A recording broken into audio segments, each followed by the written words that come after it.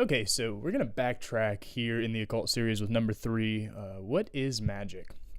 Now, I want to start off with a joke. So, how many cultists does it take to define magic? 3.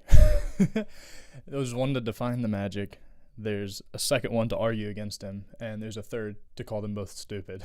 And that certainly is the case if you spend enough time on occult boards. However, I'm making this video because I've been getting a few questions and messages. Basically, I need to define what magic is, especially to people who have no belief in that sort of thing, supernatural things, pseudoscientific things. In general, doing a video on what is magic, there's been books written throughout history on it. It's really hard to put this into an entire video, so I'm going to try to break it up into little sects to where if you have an idea of what you're wanting out of it, what you're wanting to do, you should be able to be sent on a specific way to going out and trying things. Either way, you need some sort of interest with these sort of things. It's not like somebody's like, you know what, I'm going through college, it's a rough time, why not summon a demon for some extra money and good grades? Certainly there are those people that hit rock bottom in their life and it's what they've seen in movies, and they're like, you know what, I'm gonna have to just conjure something up. There's no other way to get out of this problem.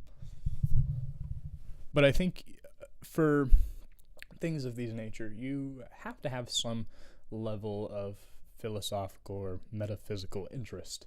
Otherwise, it can get a little tricky. Now, it's been defined by Aleister Crowley as the science and art of causing change to occur in conformity with will. And a lot of people see the iffy side of this. It's like, well, if I pick up this candle, I willed it. There's magic right there. And certainly, I've almost talked in these parameters in a way, as I've mentioned Alex Mayer. When it comes to money, I said that he's technically good at magic. And so for my video on what is magic, it's going to be a lot differently than what you're going to see if you look it up and watch somebody else's videos. There's usually about 3 to 4 different branches of the type of magic that you can do. There's spirit model, which is obvious, working with spirits, deities, gods, you name it. It's for more of the theistic side. Then there's the energy model, the whole raising of energy and directing it certain places, working with the energy centers of the body, mixed in with a little bit of Eastern philosophy sometimes. And then there's the psychological model, which I'm a fan of and I'm not a fan of at the same time.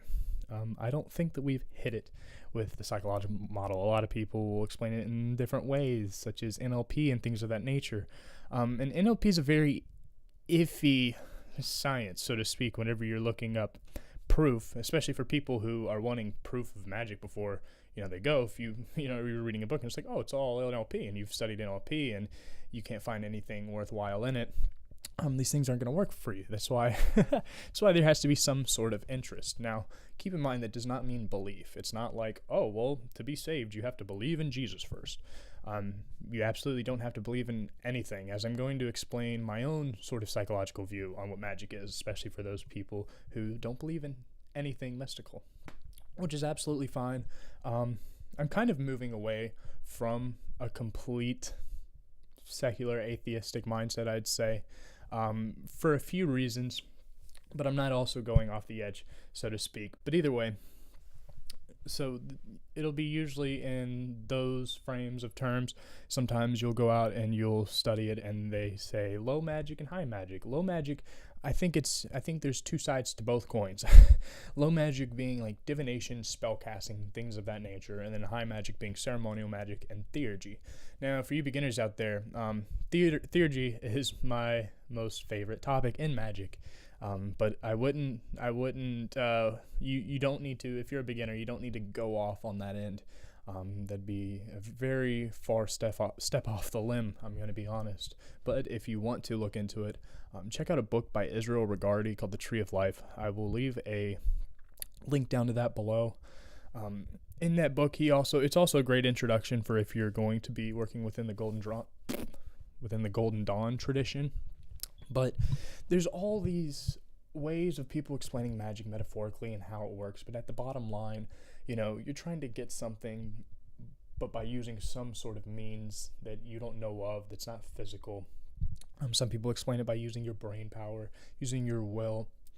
And keep in mind, when I say that I'm more of a determinist, that doesn't mean that I don't believe in free will. And that doesn't mean that I'm also claiming that there is no will. I just want to put that out there because whenever you say deterministic or determinism, a lot of people, they either correlate it to that as, oh, no free will, or like fatalism. But at the end of the day, it's about making changes that you want to happen. Jason Miller has a good definition of magic. It's the science and art of influencing change to occur in conformity with the will. If I'm not mistaken, Diane Fortune defined it as the science and art of causing changes to occur with means not known by science through altered states of consciousness. People have tried to define this thing so much. It's almost like defining God. Except when it comes to God, demonstrating it, a lot of people, they only pull in feeling and this and that. It's not much objectivity. When it comes to magic, you can experiment a little more. You can keep an eye on things. You can actually, in my opinion, you can demonstrate it to yourself. Now, I got a message from Jack Queen, and he was saying that, he doesn't believe in magic at all. The farthest that he's seen of magic is a card trick. And certainly, I've mentioned, it does kind of work like a card trick. There is a trick. You see, you're going to notice, especially if you're somebody who doesn't believe, that when these synchronistic events happen after doing specific rituals or different meditations or even casting a sigil, that's the easiest form, you're going to notice that it's almost as if it's opening you up to different things, opening you up to the possibility of thinking differently, of doing differently. You see, I think of it almost as CBT, cognitive behavioral therapy, which one of the premises is that your thoughts influence your actions and your emotions, and your emotions influence your thoughts and your actions influence your thoughts and emotions in turn. And so it's this kind of triad in a way, and in turn, what you do is what gets you the results. And so at the end of the day, you want to manifest something. What you're wanting is something different in your reality. And at the end of the day, you're the person that has to get that done. And so magic is a great tool to help you get things done. So whenever you're reading into books or looking into videos and they have certain spells, they'll give you incense to have, maybe even some stones, some herbs. They'll give you a little poem to chant with it.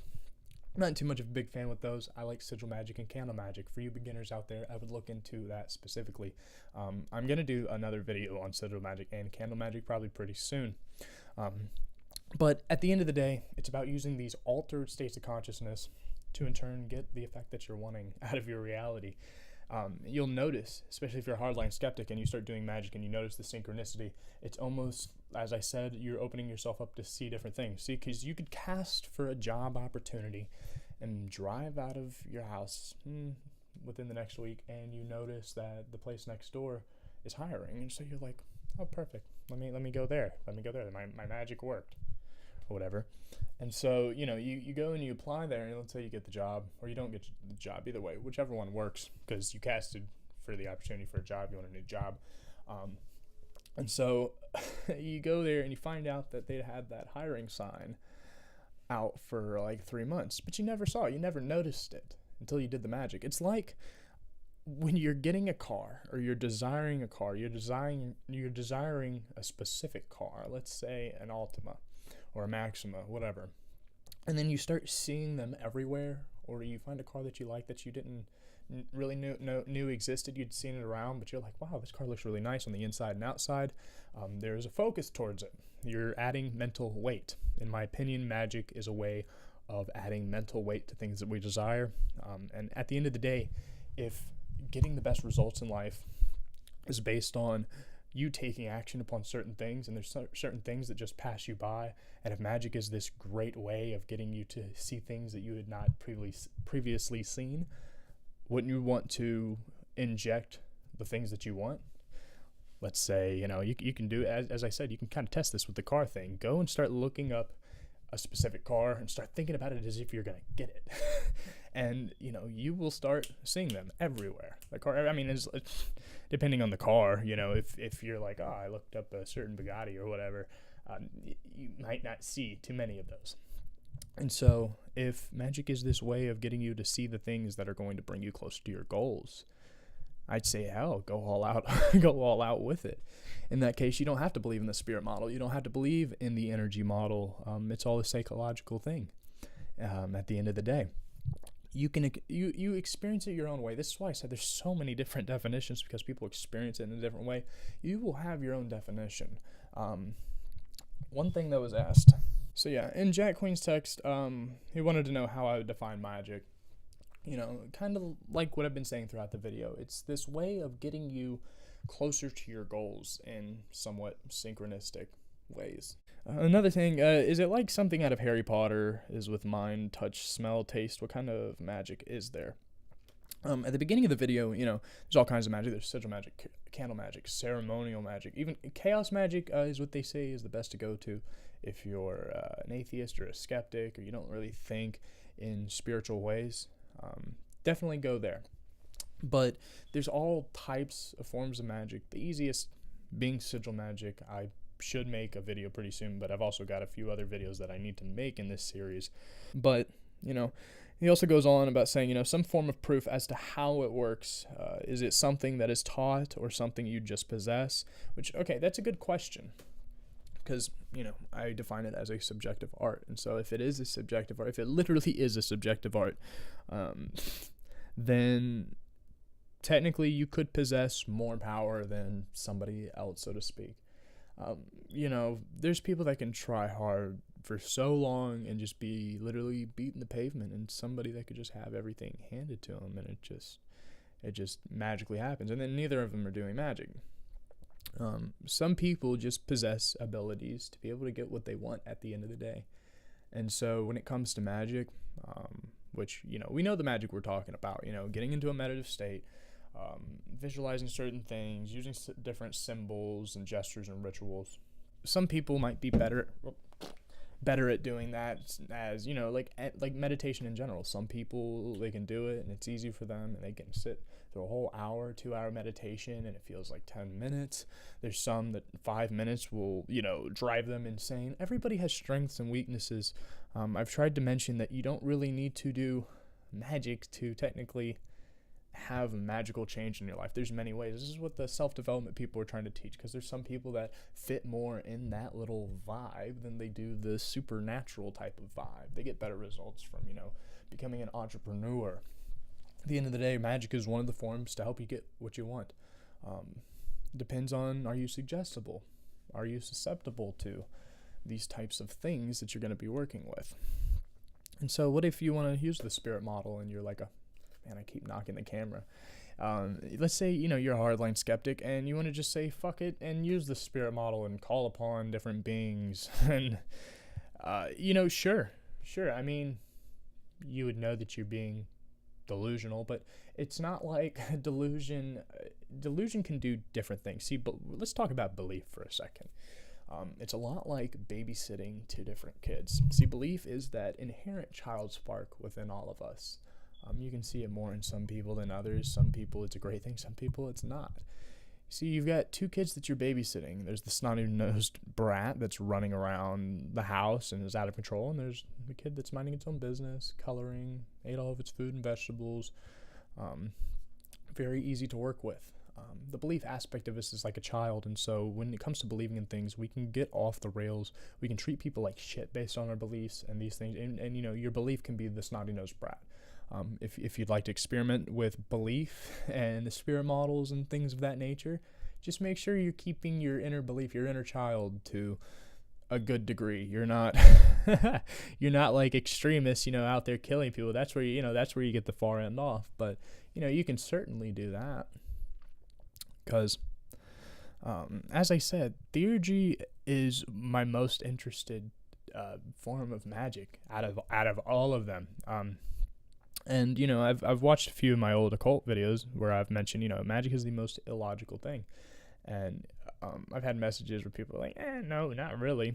But these same people will also hold people like Israel Regardie to a high regard. And somewhere in the Tree of Life, I know he talks about it being completely illogical. And so these occultists that give us a lot of the insight that was needed to push these movements on further.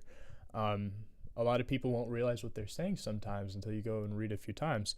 I can promise you, it's going to take you a few times to read Tree of Life and really understand it. You have to study outside of the Tree of Life too, that book.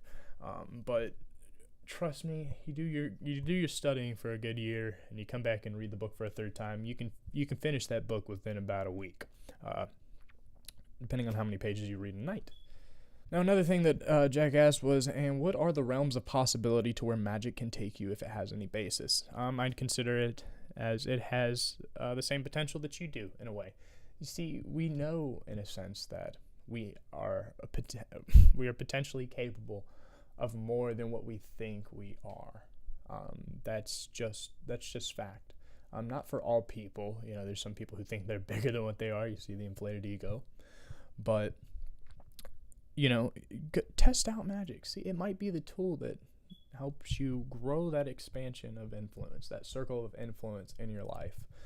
As I said, one of the things that magic taught me was to go out there and get what I wanted at the end of the day, and do it in the most ethical way, so to speak. And then he goes on to mention, what kind of things does magic cover? Is it limited in its ability, or you can literally do anything? Everyone says anything's possible. I don't really hold that view. I don't really think anything. I think everything's potential. I don't think everything's possible. Saying that everything is possible is like saying that nothing is impossible. But sure, advances in science have shown that some pretty impossible things have happened. Quantum physics added on to that. I'm going to be honest. This is why I test things out. I kind of make magic work against itself in a way, because I want to know where the bounds are. I don't think anybody has. As I said, the joke at the beginning of the video, how many occultists does it take to define magic? One of them defines it. The other one, debates it, argues with it. And the third one calls them all stupid. And, there's not much peer-reviewed work in the occult. Which I think there needs to be. And I know a lot of people are going to be like, oh, well, if you want proof, go check out Dean Radin. All right, now let's talk about Dean Radin. Dean Radin is a scientist of the Noetic Institute of Arizona, I think. Either way, so he studies psi phenomena. And sure, psi exists. But here's where the bridge gets weird, because people are like, oh, Dean Radin, yeah, he's proved it. He's proved it all. The experiments that he's done, you look deeper into the papers. There's a couple. I think there's a couple statistical errors. I've been pointed out on two of his that I didn't see at first, but the more I look into it, I can kind of. It's really weird. I don't hold myself up high enough to be able to kind of pick that sort of deal apart. But he definitely studies psi phenomena, and it's definitely a thing, but bridging the gap of, oh, well, this phenomena does this, therefore I can look at a red candle and, get horny, or, you know what I'm saying? And I know that's not what people use magic for, and I try to joke a lot, but bridging the gap between psi phenomena and actual magic, theurgy, things of that nature, we are so far away from. So, going and reading Dean Radin's book might give you some confidence. Look into the sheep-goat experiments, at least work on making it make sense to you at the end of the day. And so at the end of the day, this is why I mentioned that it's a subjective art. But do I think it can do anything? No. If it could, I'd wonder why there's still rape and murder and all these other things in the world. A lot of people have defined magic almost as a selfish manner, because it's like, well, if you're over here casting for money, why aren't you casting to help this out and this out? Well, number one, you don't know if they're not doing that, but this is where you get into the iffy gray zone with magic. This is why you go and test some things out, see which ways it works best with you. You might be super good at changing your mindsets, or emotional stability. Magic might help you emotionally stabilize yourself a lot. There's some people that have used magic and it helped them get way more money because it just helped them started thinking in a certain way and seeing opportunities in different ways, and they were just really good at taking action. I think magic is a great meditative tool, a spiritual tool to help you find your strengths and weaknesses. You can lose that light the more that you become dogmatic and and I'd say consumed by the occult. Being consumed by the occult is actually a little fun. You can kind of go down a rabbit hole with yourself, and it really is quite an experience. I don't recommend or disrecommend it. That's completely up to the viewer to go down their own rabbit hole with that. But to me, it's always interesting. At the end of the day, you know, the philosophical bottom of the bucket question is why anything exists, and our existence here. We have to have that baseline assumption that we exist. Forget about the hard question of solipsism, but we're here and experiencing things. And so, one of the fundamental things that I do is, I'm looking for a good experience here. Not just completely on pleasure, because at the end of the day, one thing that pleases one guy is going to not please the next guy. And so we kind of have to work in harmony in a way. But if we're all shit in the ruts, you're not going to get more than shit in the ruts. And so I think magic is a good tool to get people off their ass. If you're going to go to magic for spirituality, there's not much ethics in there. There's not, there's a ton of philosophy. And I know ethics is a branch of philosophy, but magic doesn't answer for that, because there's, there's so many. It goes so far, basically. It gets very complicated, but that's if you want to get into the occult. See, you could, as I said, you can be like a hardline skeptic, not believe in any of it, and just try some sigil magic. If it doesn't work for you, give it up and say fuck it. I mean, if you want to come back here and tell me I'm wrong and it doesn't work, and you want to call people in the comments stupid because they think it works, you could do that. But I mean, you're just going to be wasting your own time, pointing shit at people who are, whether it's a real or unreal way, they're getting what they want at the end of the day, and hopefully you are too. But if you're just wasting your time pointing out the finger at them, it's pretty much a waste of time, as I've seen a lot of people try to do. So test out magic. Go try out sigil magic. That's the first thing you should do. I'll probably make a video pretty soon. I hope I answered all the questions. I tend to ramble on a lot, and I listen to my video, and I'm like, damn, I should have gone over like 60% more than I would have. Trying to find anything that I left out, because I know after I got the question, I started making a couple notes on my phone.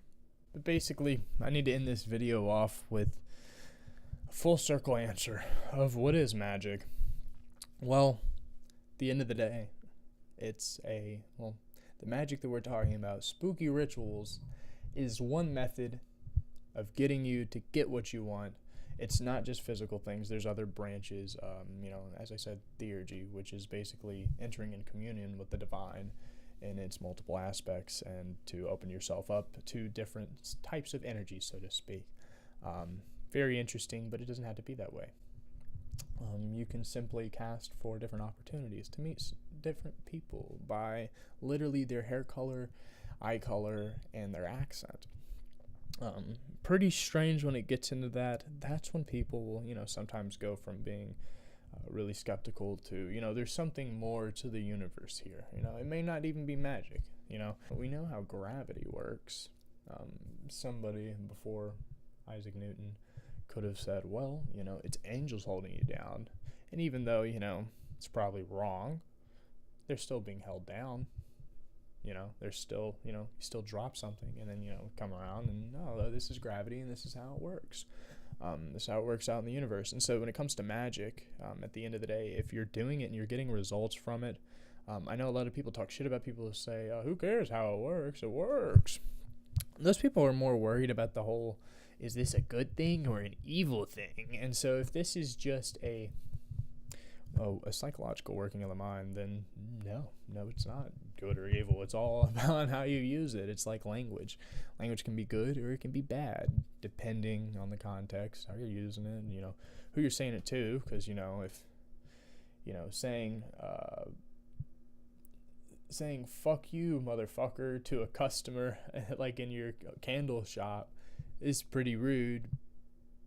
But if somebody hit your car and drove off, that's not as bad of a time to say that. Now, is it the best to just blurt out anger all the time? Nah, it's not the best thing, but people usually are worried about the whole good or evil thing, but the people that are worried about the whole good or evil thing in magic usually have some belief in the supernatural. But I wanted to get out a video that would help the people who don't believe in the supernatural. I do believe in occult forces. I can't exactly say what they are. I can't claim that it's this or that or this or that. I notice the effect. I notice the effect of the wind. What's causing the wind? None of us really know.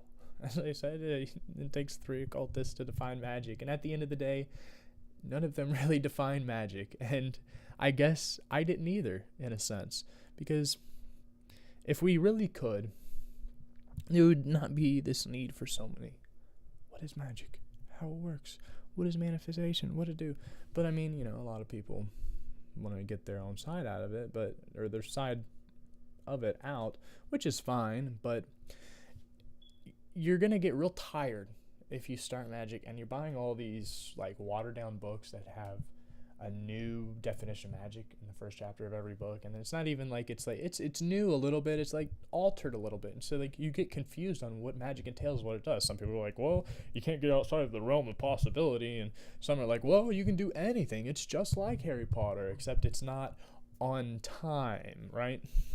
So you're going to go through a lot of definitions, and so with me defining magic, I want you to know that you're going to come across a lot of definitions. And that's one part of noticing magic and figuring out how it works for you. This is a subjective art, and you should try it out. You should journey through the adventure. Let it be fun. Find something that's fun to you. If you're doing specific magic and it's like boring and fun, you're just waiting for it to end. Get out of it. You're wasting time. Do something that's fun. Have some fucking fun. You're here to exist. We don't know what's happening afterwards. At the end of the day, if you're interested, you want to do some magic, do some fucking magic. And if you're new here, please consider subscribing. You can see one of my shit posts literally every Sunday, unless it's literally not. In that case, go down below, follow me on Twitter. There's going to be a link. I need to slow down. Basically, go to my Twitter. That's where I'll get. Wow. Let's try this again. So you go over to the Twitter. That's where I'll always mention, hey, there's not a video coming out. And I don't even know why I mention this at the end of every video. Basically, if you're new here, watch another video. You'll figure it out by then. I will for you all to prosper. And have a great day.